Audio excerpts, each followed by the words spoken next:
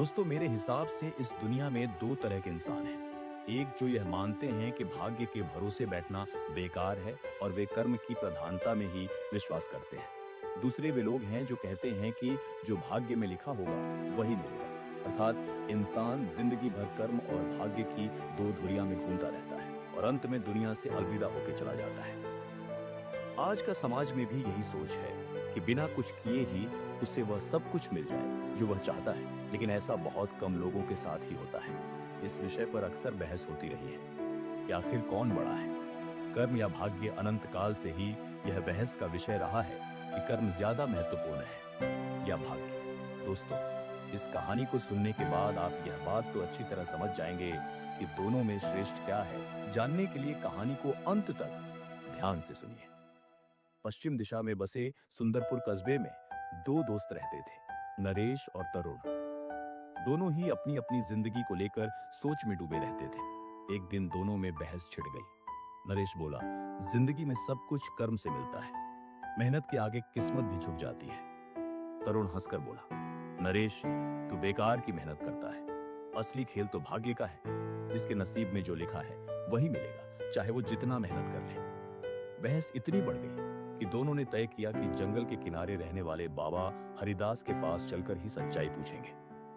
दोनों बाबा के सामने पहुंचे। बाबा मुस्कुराए और बोले, तुम्हारे सवाल में तो बड़ी गहराई है, लेकिन इसका उत्तर बहुत साधारण है। पर उससे पहले एक काम करो। बाबा ने उन्हें गांव से दूर एक कुआं के पास भेजा और कहा, तुम दोनों अपने अपने तरीके से उस कुएं से पानी निकालकर मेरे पास लाओ। फिर वो दोनों लड़के पुराने कुआं के पास गए। तरुण सोचा कि मेरी किस्मत तो अच्छी है, मैं आराम से पानी खींच लूंगा। उसने रस्सी को घड़ा से बांधा और घड़ा को कुआं में डाला, लेकिन वो रस्सी को ठीक से नहीं पकड़ा। घड़ा आधा ही पानी लेकर ऊपर आया और ऊपर आते आते पानी आधा घड़ा से भी कम हो गया। फिर नरेश गया।